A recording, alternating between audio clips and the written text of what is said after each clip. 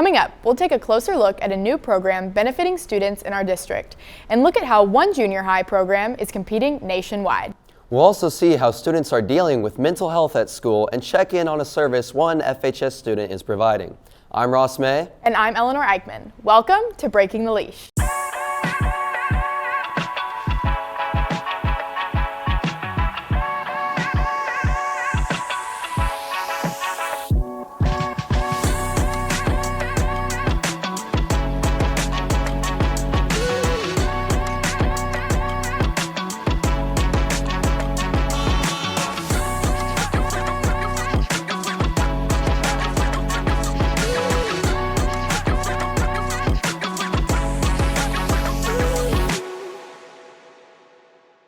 Welcome back to this month's edition of Breaking the Leash. Thank you for joining us.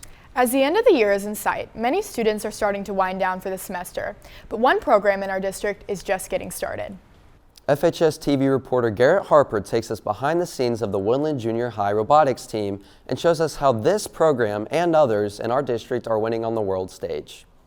For many students at Woodland Junior High, this time of year is for long breaks from school, time with family, and zero responsibilities. But for the robotics students, it means hard work, opportunities, and fierce competition. So robotics at the junior high level is a competitive class. It's sort of like combining an academic competition along with football. Your students actually get to develop and build a robot to solve a real world problem. And in the process, they're learning mechanical skills, computer programming, as well as communication skills as they work together. When we talk about robotics for students, what we're really talking about is sort of an all-encompassing field that lets students really excel in areas that they've never really experienced before. As they move forward in their careers, the skills that they develop in robotics can be applied all over the district as a student, and then in the community when they move on and take jobs supporting our local families and communities. While for most, this season is the beginning of holiday cheer and family get-togethers, for robotics students, it's the start of something else entirely, tournament season. This game is basically, you have to put the cubes in goals. And so we build robots around it, trying to score the cubes into goals. Robotics also is available at the collegiate level in a variety of different competitions. These tournaments that we're running locally are qualifiers for our state championships, which is held later on in March. And then those lead on to the world championships that are held in May. The goal of this is to allow students to sort of experience international level competitions and meet students from all across the country as they improve their own skills.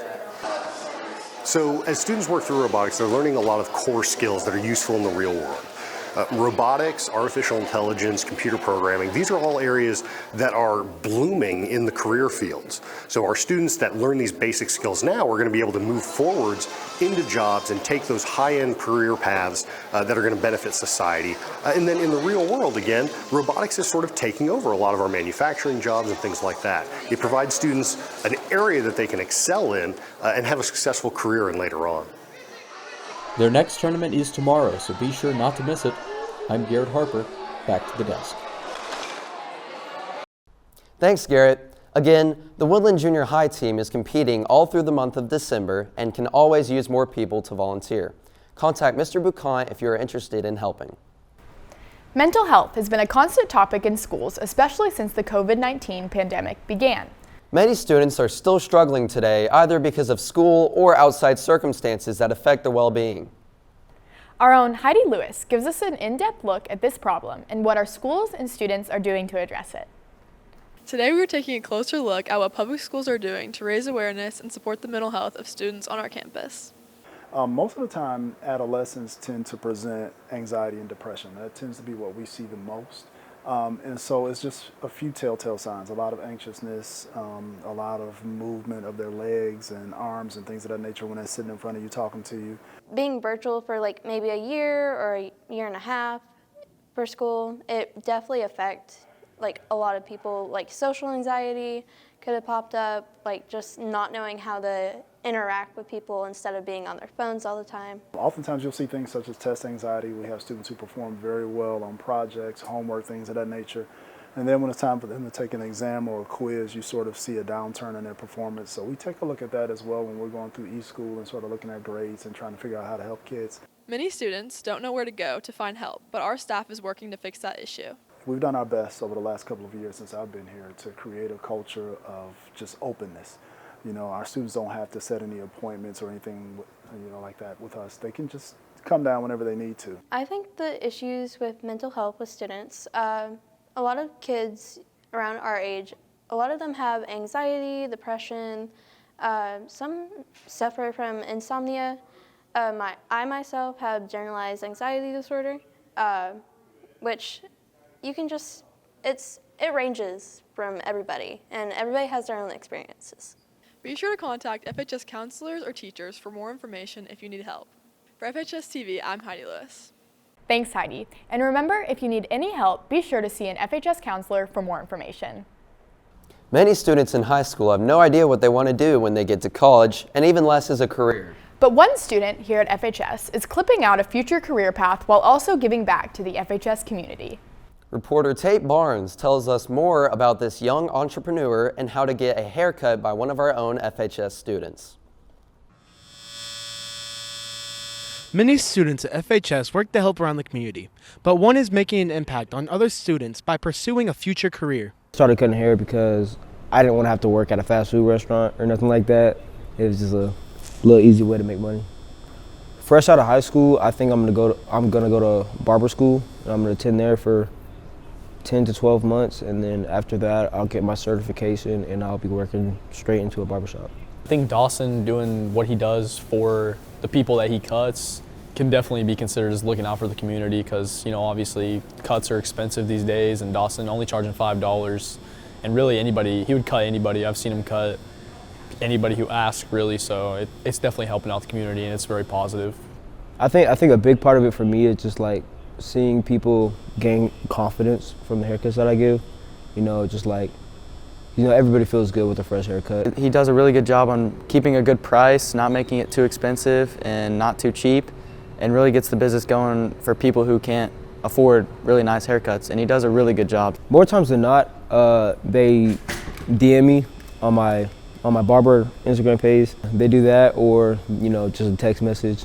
He'll tell you if he can't do it that day, then he'll tell you when he'll be available to do it and stuff like that. I feel like everybody deserves to feel good about themselves. It just makes me feel like I'm doing my job.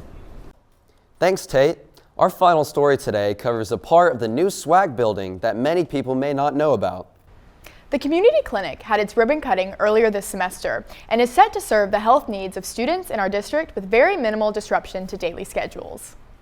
FHS TV reporter Jackson Bruner shares a look at how this new building operates and what benefits students and staff can have from our new health clinic. Feeling sick? Fayetteville High School is now home to its very own community clinic at the SWAC. We went behind the scenes to find out what they can do for the school and our community. It's a school-based health care center, and the goal is to make healthcare more accessible to students and faculty.